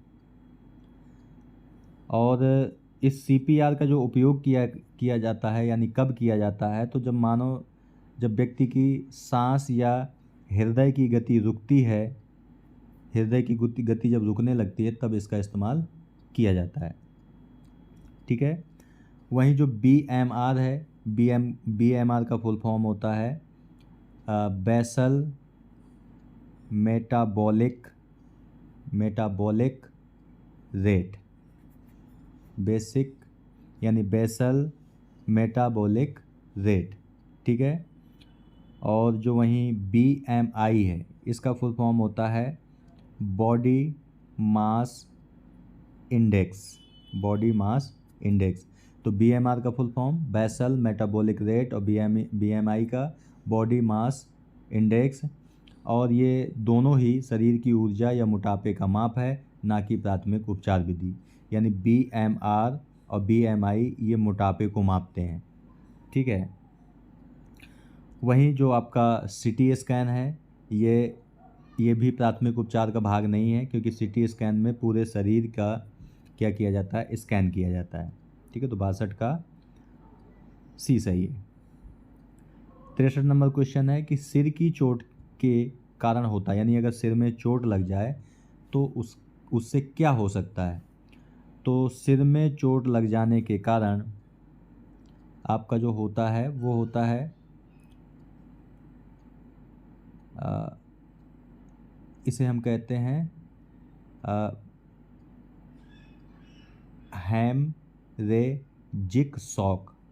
Haemorrhagic shock. ठीक है, तो इसका जो सही आंसर होना चाहिए वो ये वाला होना चाहिए, लेकिन किसी भी विकल्प में नहीं दिया गया। तो इसका जो सही आंसर होगा वो उक्त में से कोई नहीं, यानी डी नंबर इसका सही होगा। ठीक है, तो ये भी आपको याद रखना है। जो दोस्तों हीट स्ट्रोक होता है, ये तब होता है जब शरीर में ताप बढ़ता है, यानी शरीर में जब ताप की मात्रा बढ़ती है, अत्यधिक ताप बढ़ जाता है तो हीट स्ट्रोक होता है आपका। ठीक है, और आपका जो न्यूरोजेनिक शॉक होता है, ये तब होता है जब रीढ़ की हड्डी में चोट आती है। रीढ़ की हड्डी में जब चोट आती है तो ये न्यूरोजेनिक शॉक यानी तंत्र जनिक झटका इसे कहते हैं। ठीक है, तो ये आपको याद रखना है। तो इसका जो सही आंसर है वो डी नंबर 63 का। 64 नंबर क्वेश्चन है कि एक स्वस्थ सामान्य व्यक्ति का सिस्टोलिक रक्तदाब होना चाहिए, यानी कि सिस्टोलिक ब्लड प्रेशर कितना होना चाहिए एक सामान्य व्यक्ति का, तो वो होना चाहिए आपका 120 मिलीमीटर पारा दाब। ठीक है, यानी 120 mmHg आपका होना चाहिए। ठीक है, अब इसके कहने का मतलब क्या है, अगर सामान्य भाषा में बात करें तो जो सामान्य मनुष्य का रक्तचाप होता है या रक्तदाब होता है वो 120/80 होता है। ठीक है, अब 120 जो है इसे हम कहते हैं सिस्टोलिक प्रेशर कहते हैं, और जो आपका 80 है इसका मतलब होता है डियास्टोलिक प्रेशर होता है आपका। ठीक है, यानी जब हृदय सिकुड़ता है तो आपका सिस्टोलिक प्रेशर है, और जब हृदय फैलता है तो आपका क्या है, डियास्टोलिक प्रेशर होता है। ठीक है, तो ये भी आपको याद रखना है। तो 64 का 100 ए नंबर सही है। इसके बाद है कि हमारे शरीर की सबसे छोटी हड्डी कहाँ होती है। तो हमारे शरीर की जो सबसे छोटी हड्डी होती है वो कान में होती है। ठीक है, और उसका नाम क्या है आपका, उसको हम कहते हैं स्टैप्स, STAPES। ठीक है, और ये कान में भी मध्य कान में पाई जाती है। शरीर की सबसे छोटी हड्डी मध्य कान में पाई जाती है जिसका नाम है स्टैप्स। ठीक है, तो ये भी आपको याद रखना है। और सबसे बड़ी जो हड्डी होती है वो जांघ में होती है, ये भी आपको याद रखना है। जांघ की हड्डी सबसे बड़ी होती है। इसके बाद 66 नंबर क्वेश्चन है कि मानव शरीर में कपालीय तंत्रिकाओं की संख्या कितनी होती है, यानी कार्नियल नर्वस मानव शरीर में कितनी होती हैं। तो मानव शरीर में जो कपालीय तंत्रिकाएं होती हैं वो 12 जोड़ी होती हैं। ठीक है, यानी 12 जोड़ी, यानी कि टोटल आपकी 24 होती हैं। ठीक है, तो यहाँ पे जोड़ी में पूछा गया है अगर, तो 12 जोड़ी होती हैं। ठीक है, तो ये भी आपको याद रखना है। इसके बाद अगला क्वेश्चन है आपका कि मिश्रित ग्रंथि है, यानी मिश्रित ग्रंथि किसे कहते हैं। तो मिश्रित ग्रंथि आपकी पैंक्रियाज यानी अग्नाशय को कहते हैं। ठीक है, अग्नाशय को कहते हैं। इसके बेसिकली 2 पार्ट होते हैं आपका, एक होता है आपका अंतःस्रावी और एक होता है आपका बाह्य स्रावी। ठीक है, बाह्य स्रावी। तो जो अंतःस्रावी है इससे जो निकलता है हार्मोन्स उसको नाम दिया जाता है इंसुलिन। इंसुलिन हार्मोन्स स्रावित होता है। ठीक है, और जो बाह्य स्रावी होती है इससे पाचक रस स्रावित होता है, इसलिए इसे क्या कहते हैं, मिश्रित ग्रंथि के नाम से जाना जाता है। ठीक है,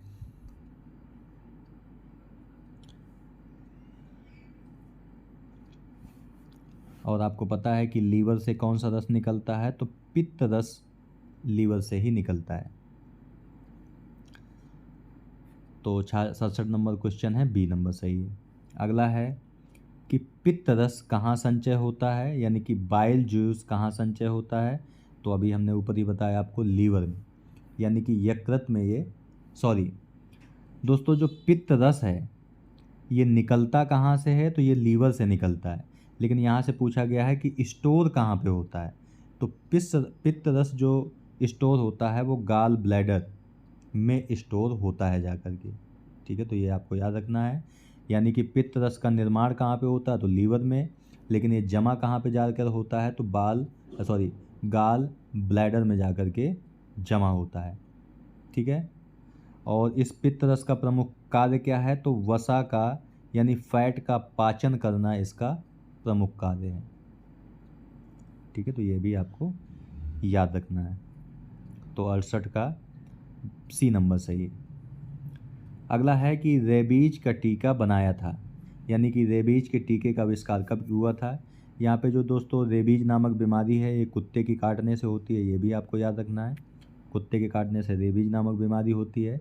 तो इस बीमारी से लड़ने के लिए रेबीज का टीके का जो आविष्कार किया था वो किया था आपके पाश्चर महोदय ने। इनका पूरा नाम है लुई पाश्चर महोदय ने इसका आविष्कार किया था। और कब किया था, तो 1885 में किया था। ठीक है, यानी रेबीज नामक जो वैक्सीन थी 1885 में लुई पाश्चर ने बनाई थी। तो इसका जो सही आंसर है वो आपका है बी नंबर। ठीक है, वहीं अगर रॉबर्ट कोच की बात करें तो टीबी जो बीमारी है आपकी उसके टीके की खोज किसने की थी, तो रॉबर्ट कोच ने की थी। ठीक है, और यहाँ पे जो डार्विन है, डार्विन ने विकासवाद का सिद्धांत दिया था। विकासवाद का सिद्धांत डार्विन महोदय ने दिया था। ठीक है, और जो रॉबर्ट हुक हैं, रॉबर्ट हुक ने कोशिका की खोज की थी। कोशिका की खोज यानी सेल की खोज किसने की थी, तो वो रॉबर्ट हुक ने की थी। ठीक है, तो ये भी आपको याद रखना है। 70 नंबर क्वेश्चन है कि किसके काटने से रेबीज हो सकता है, तो जाहिर सी बात है कुत्ते के काटने से रेबीज होता है। तो 70 का आपका दोस्तों यहाँ पे रेबीज नामक जो बीमारी हो सकती है वो कुत्ता, बंदर, बिल्ली, इन तीनों के काटने से भी आपको रेबीज हो सकता है। तो इसका जो सही आंसर है वो आपका डी नंबर है। ठीक है, तो ये आपको याद रखना है। ठीक है, इसके बाद अगला क्वेश्चन है 71 नंबर का कि मानव दृष्टि होती है, यानी कि ह्यूमन का जो विजन होता है वो कैसा होता है। तो मानव की जो दृष्टि होती है वो द्विनेत्री होती है। ठीक है, तो इसका जो सही आंसर है वो आपका है बी नंबर, द्विनेत्री होती है।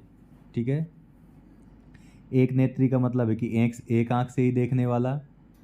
ठीक है, और द्विनेत्री का मतलब है कि दोनों आँखों से देखने की क्षमता।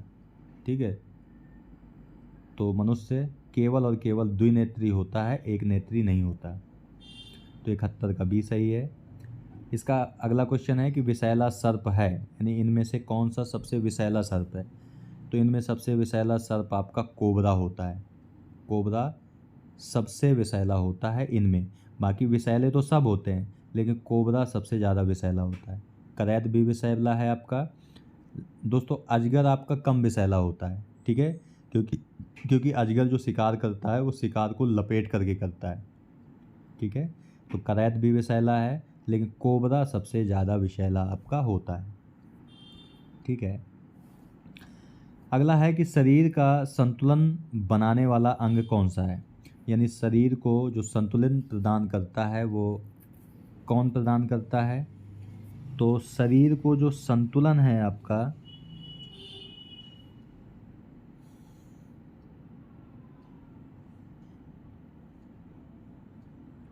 कान, शरीर को संतुलन कान प्रदान करते हैं। ठीक है, हाथ तो आपको पता है कि गति और कार्य में सहायक हैं लेकिन संतुलन नहीं प्रदान करते। पैर चलने में सहायक हैं लेकिन संतुलन का मुख्य अंग नहीं है। लेकिन कान आपके संतुलन के प्रमुख अंग हैं। और सिर केवल अंगों को सहारा देता है लेकिन संतुलन का नियामक नहीं होता है। तो सी नंबर सही है 73 का। 74 नंबर क्वेश्चन है कि किस उम्र तक शिशु को केवल माँ का दूध ही पिलाने की सलाह दी जाती है। तो 6 माह तक बच्चों को माँ के दूध को पिलाने की सलाह ही दी जाती है। ठीक है, और ये किसके अनुसार है, तो ये WHO यानी वर्ल्ड हेल्थ ऑर्गेनाइजेशन के अंतर्गत आता है। ठीक है। अगला है 75 का कि टाइलिन मंडपाचक एंजाइम है, यानी कि जो ptyalin is starch digesting enzyme, ये उपस्थित होता है कहाँ पर, यानी टाइलिन नामक जो एंजाइम है आपका वो कहाँ पे उपस्थित होता है, तो ये लार में उपस्थित होता है, यानी जो सैलिवा होता है मानव में वहाँ से ये स्रावित होता है। ठीक है दोस्तों, जो जठर रस है ये आपका पेप्सिन में पाया जाता है। ठीक है, तो ये भी आपको याद रखना है। ठीक है, और जो आपका अग्नाशय है, अग्नाशय से कुछ रस निकलते हैं, जैसे कि आपका है ट्रिप्सिन, ट्रिप्सिन अग्नाशय से निकलता है।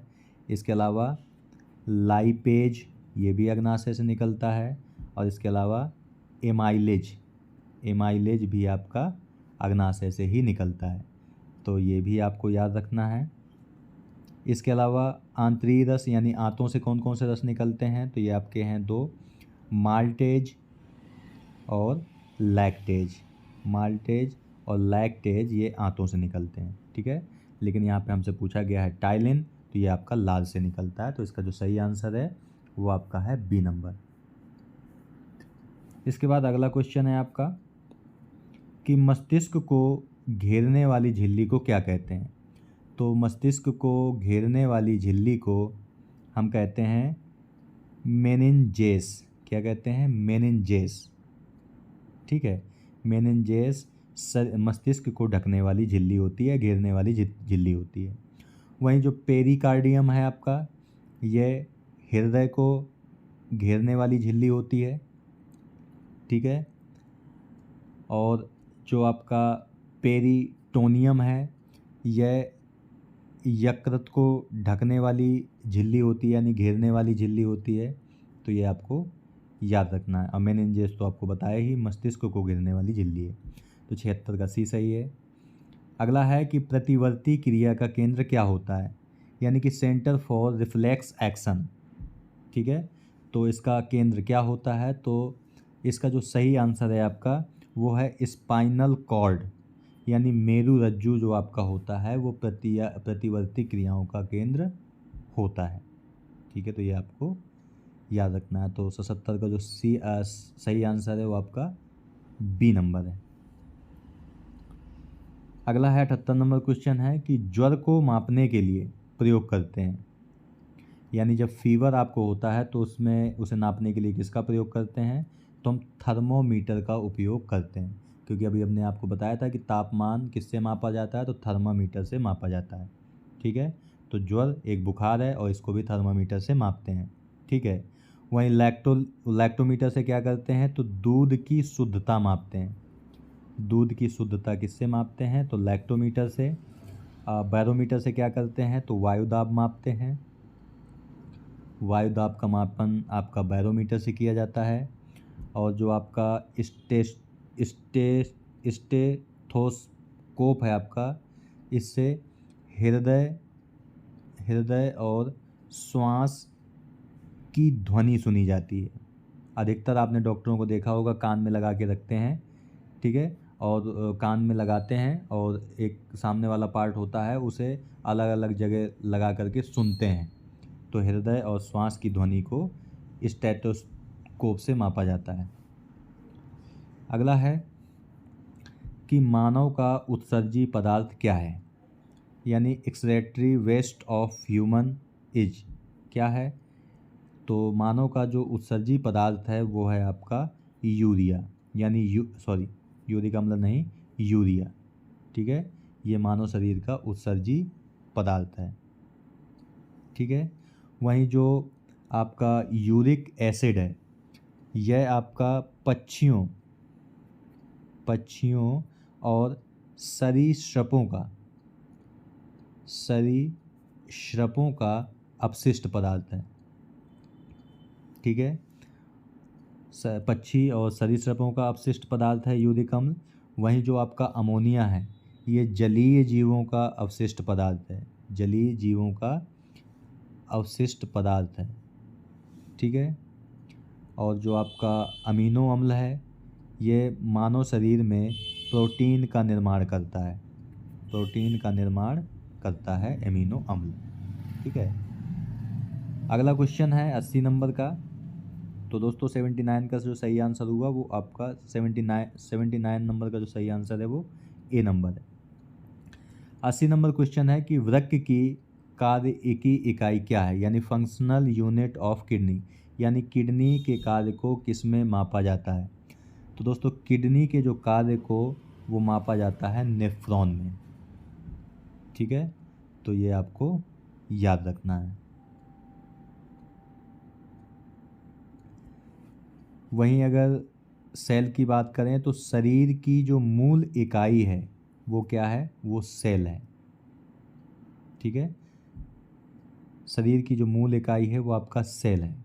और जो आपका यूरेटर है, यूरेटर को हिंदी में कहते हैं मूत्रवाहिनी, यानी कि इस यानी कि किडनी से लेकर के किडनी और मूत्राशय जिस नली से जुड़े होते हैं उसे यूरेटर कहते हैं, ठीक है। तो ये भी आपको याद रखना है।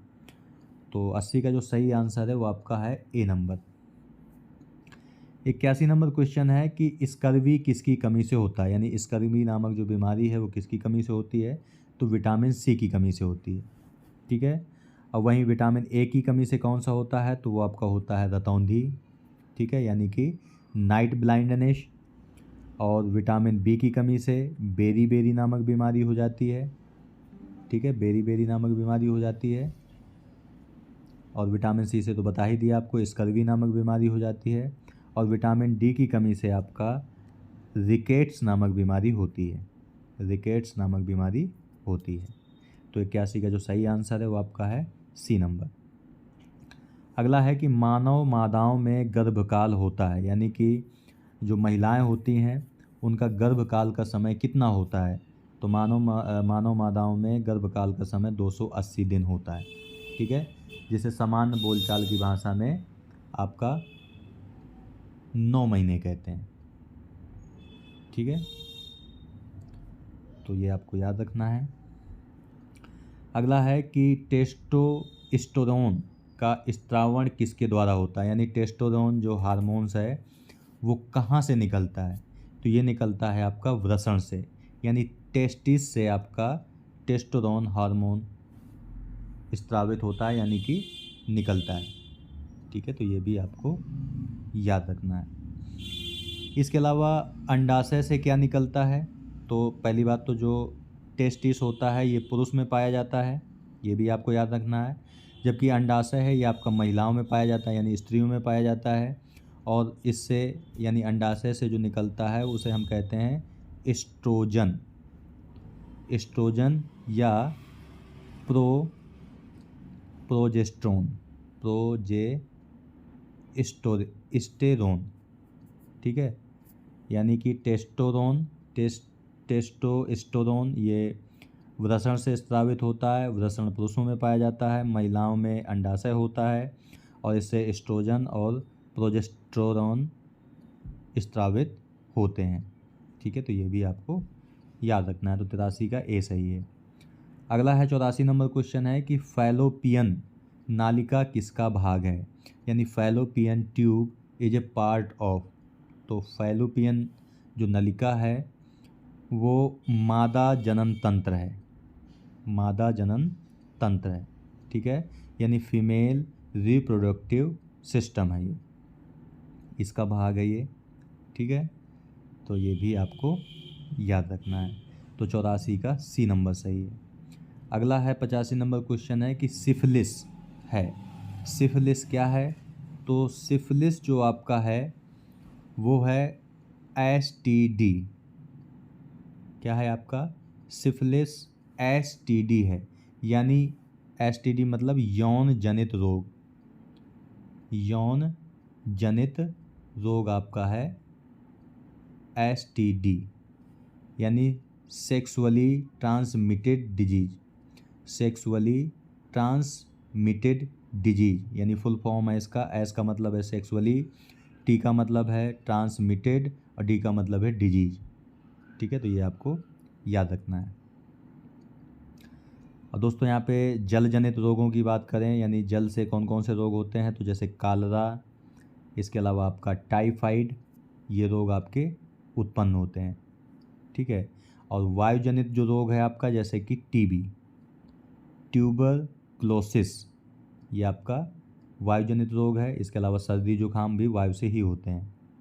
तो 85 का आपका सही है B number, STD। 86 number question है कि विश्व मानसिक स्वास्थ्य दिवस कब मनाया जाता है।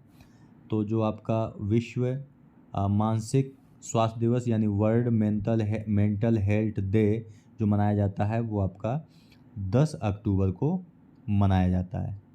ठीक है, तो ये आपको याद रखना है, 10 अक्टूबर को विश्व मानसिक स्वास्थ्य दिवस मनाया जाता है। ठीक है, और 20 जनवरी को ये मानसिक स्वास्थ्य से संबंधित कई अंतर्राष्ट्रीय दिवस मनाए जाते हैं। ठीक है, 12 जून को बाल श्रम निषेध दिवस मनाया जाता है। बाल श्रम निषेध दिवस कब मनाया जाता है, तो 12 जून को मनाया जाता है, तो ये भी आपको याद रखना है। और 1 दिसंबर को विश्व एड्स दिवस मनाया जाता है। विश्व एड्स दिवस 1 दिसंबर को होता है। तो इसका जो सही आंसर है 86 का, वो आपका है सी नंबर, 10 अक्टूबर। अगला है कि प्रोटीन का प्रचुर स्रोत क्या है, यानी प्रोटीन सबसे ज़्यादा किस में पाया जाता है। तो प्रोटीन आपका अंडे में भी सबसे ज़्यादा होता है और सोयाबीन में भी सबसे ज़्यादा होता है। तो इसका जो सही आंसर हुआ ए और बी दोनों है। ठीक है, ए और बी दोनों है, यानी प्रोटीन आपका अंडे और सोयाबीन में सबसे ज़्यादा पाया जाता है, जबकि गाजर में सबसे ज़्यादा विटामिन ए पाया जाता है। ठीक है, तो ये आपको याद रखना है। इसके बाद अगला क्वेश्चन है आपका, कौन सा एक जंक फूड है। तो जंक फूड कौन सा है, तो चिप्स भी आपका जंक फूड है, कोल्ड ड्रिंक्स भी आपका जंक फूड है, पिज्ज़ा भी आपका जंक फूड है। तो ये आपका इसका जो सही आंसर हुआ वो आपका डी नंबर हुआ। ठीक है, तो ये सारे के सारे आपके जंक फूड हैं। जैसे आपका पिज्ज़ा भी जंक फूड में ही आता है। ठीक है, तो वो भी आपको याद रखना है। अगला क्वेश्चन है आपका कि शारीरिक विकास को प्रभावित करने वाले कारक कौन कौन से हैं। तो शारीरिक विकास को प्रभावित करने वाले जो कारक हैं, भोजन भी शारीरिक विकास को प्रभावित करता है और हार्मोन्स भी शारीरिक विकास को प्रभावित करते हैं। ठीक है, तो ये आपको याद रखना है। तो इसका सही आंसर है सी नंबर, 89 का सी। अगला है कि मासिक चक्र का बंद होना क्या कहलाता है, यानी कि मेंस्ट्रुअल साइकिल इज कॉल्ड। ठीक है, यानी कि मासिक, यानी जिसे आप पीरियड्स आप कह सकते हैं कि पीरियड्स का चक्र अगर बंद हो जाता है तो उसे क्या कहते हैं। तो पीरियड्स का चक्र बंद होना मोनोपाज कहलाता है। क्या कहलाता है, मेनोपाज आपका कहलाता है। ठीक है, यानी जब मासिक धर्म का स्थायी रूप से बंद हो जाना। और ये कब बंद हो जाता है महिलाओं में, तो आपका बंद हो जाता है 45 से 50 वर्ष की आयु के आसपास बंद हो जाता है। ठीक है, तो उसे हम क्या कहते हैं, मेनोपाज कहते हैं। मिनार्की का मतलब होता है पीरियड्स की शुरुआत होना। पीरियड्स की शुरुआत जब होती है तो उसे मिनार्की कहते हैं, और ये 12 से 14 वर्ष के आसपास स्त्रियों में या लड़कियों में स्टार्ट हो जाती है। ठीक है, तो इसे मिनार्की कहते हैं। वहीं जो आपका प्यूबर्टी है, इसका मतलब क्या होता है। प्यूबर्टी का मतलब होता है जब लैंगिक परिपक्वता जब लड़कियों में शुरू होती है तो वो आपका क्या होता है, उसे प्यूबर्टी कहते हैं। ठीक है, तो ये आपको याद रखना है। इसके बाद अगला क्वेश्चन है आपका कि LGBTQ में L का अभिप्राय क्या है, यानी LGBTQ में L से क्या मतलब है। ठीक है, तो यहाँ पे LGBT का फुल फॉर्म अगर देखें तो L का मतलब होता है लेस्बियन। ठीक है, लेस्बियन, इसका मतलब है, लेस्बियन का मतलब है कि एक फीमेल दूसरी फीमेल की ओर आकर्षित होती है तो उसे हम क्या कहते हैं? लेस्बियन कहते हैं। ठीक है। जी का मतलब है आपका गे। ठीक है। गे का मतलब होता है जब एक मेल दूसरे मेल की ओर आकर्षित होता है तो उसे हम क्या कहते हैं? गे कहते हैं। ठीक है। इसके बाद जो बी है, बी का मतलब होता है बाईसेक्सुअल।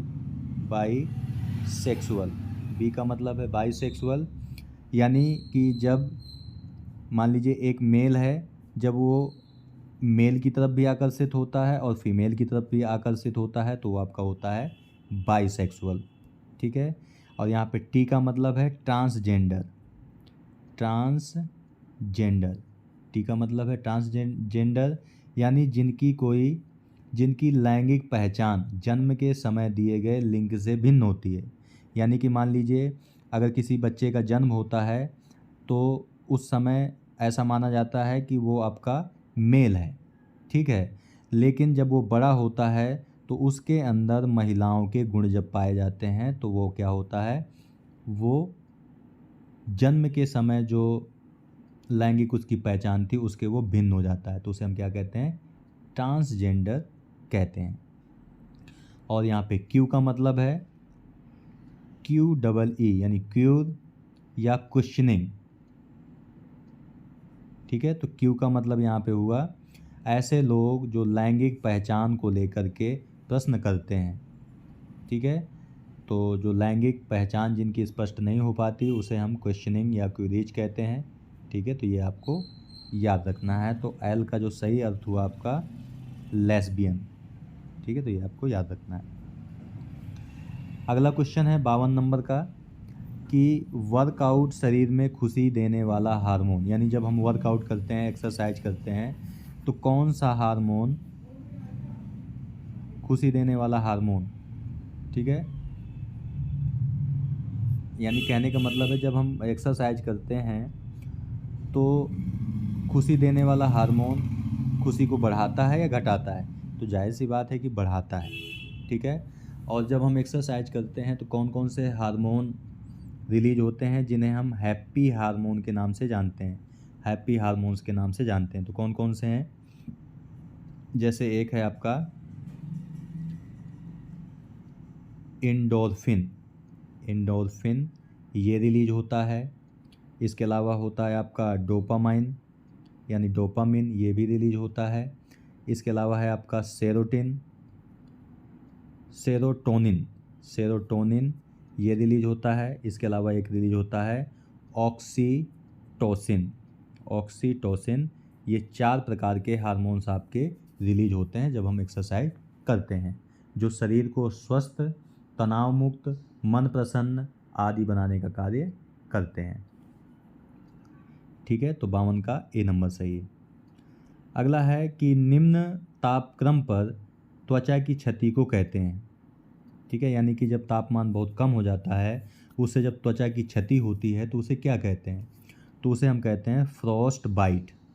यानी जब शरीर का तापमान कम होने लगता है तो उसे जो शरीर की यानी त्वचा को जो क्षति होती है उसे फ्रॉस्ट बाइट के नाम से जाना जाता है। ठीक है। स्नेक बाइट तो जाहिर सी बात है कि सांप के काटने से संबंधित है ये। ठीक है। हीट स्ट्रोक, जब मानो शरीर का तापमान बढ़ जाता है तो उसे हीट स्ट्रोक कहते हैं। ठीक है। और जो आपका रिंग वॉर्म है, यानी कि जब फंगल इन्फेक्शन होता है त्वचा को तो उसे हम रिंग वॉर्म कहते हैं, जैसे खुजली होना। ठीक है। सिंपल सी बात है। तो 93 का आपका सी नंबर सही है। 94 नंबर का क्वेश्चन है कि डायरिया से पीड़ित व्यक्ति के लिए प्राथमिक उपचार क्या है? तो अगर कोई व्यक्ति डायरिया को हम कहते हैं दस्त, अगर किसी व्यक्ति को दस्त की समस्या है या डायरिया की समस्या है तो उसे ORS का घोल दिया जाता है। ठीक है। ORS का घोल दिया जाता है और इसका फुल फॉर्म होता है ओरल REHY, यानी कि रिहाइड्रेशन सॉल्यूशन। ठीक है। इसका फुल फॉर्म है ORS का। O से ओरल, R से रिहाइड्रेशन और S से आपका सॉल्यूशन। ठीक है। तो ये क्या करता है, अगर हम ORS का घोल देते हैं तो शरीर में पानी की कमी को पूरा करता है। जो CPR है ये हृदय गति रुकने पर दिए जाने वाला उपचार है आपका CPR, ठीक है। तो ये भी आपको याद रखना है, ठीक है। तो ये आपको याद रखना है। अगला क्वेश्चन है कि शरीर में स्पाइनल तंत्रिकाओं की संख्या कितनी होती है। तो शरीर में स्पाइनल तंत्रिकाओं की जो संख्या होती है, शरीर में स्पाइनल तंत्रिकाओं की संख्या जो होती है दोस्तों, वो 31 जोड़े होती है। 31 जोड़े यानी कि टोटल 62 होती है। लेकिन यहाँ पर कोई विकल्प आपका सही नहीं दिया गया है, तो ये क्वेश्चन आपका गलत है, ठीक है। तो ये आपको याद रखना है, ठीक है। तो ये आपको याद रखना है। अगला क्वेश्चन है आपका 96 नंबर का कि भोजन में प्रोटीन किस लिए ज़रूरी है। तो जो भोजन में प्रोटीन ज़रूरी है वृद्धि करने के लिए और मरम्मत करने के लिए। तो इसका जो सही आंसर है वो आपका डी है। यानी भोजन में अगर प्रोटीन होता है तो उससे हमारे शरीर की वृद्धि भी होती है, और शरीर में अगर कोई नुकसान होता है तो उससे रिपेयरिंग भी हो जाती है, ठीक है। तो इसलिए ज़रूरी है। अगला है 97 नंबर क्वेश्चन है कि विटामिन डी की कमी से कौन सा क्या उत्पन्न होता है। तो विटामिन डी की कमी से रिकेट्स नामक बीमारी होती है, ठीक है। तो ये आपको याद रखना है। स्कर्वी नामक बीमारी होती है विटामिन सी की कमी से होती है, और बेरी नामक जो बीमारी होती है वो विटामिन बी की कमी से होती है। तो ये आपको याद रखना है, ठीक है। तो 97 का ए नंबर सही है।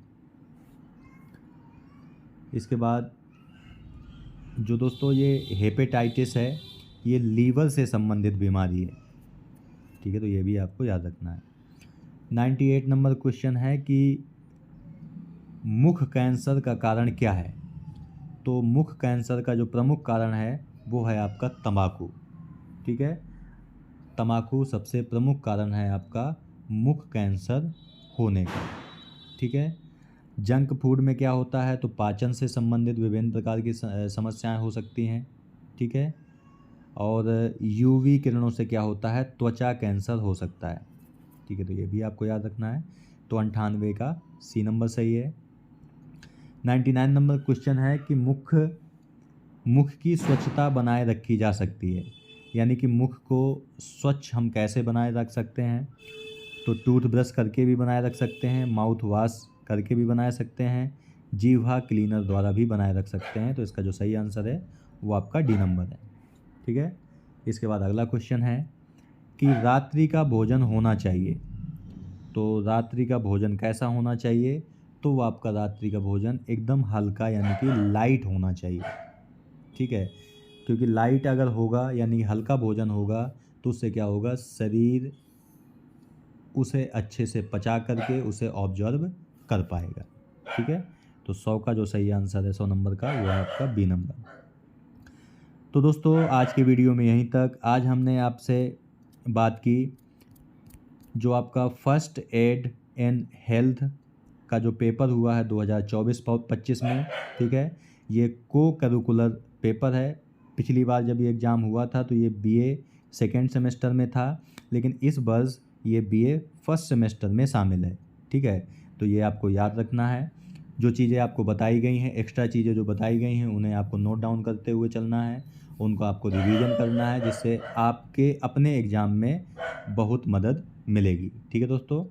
तो मिलते हैं आपसे नेक्स्ट वीडियो में एक नए टॉपिक के साथ। तब तक के लिए नमस्कार। आप प्रसन्न रहिए, खुश रहिए, मुस्कुराते रहिए और लगातार सीखते रहिए, कभी अपने लिए तो कभी अपनों के लिए।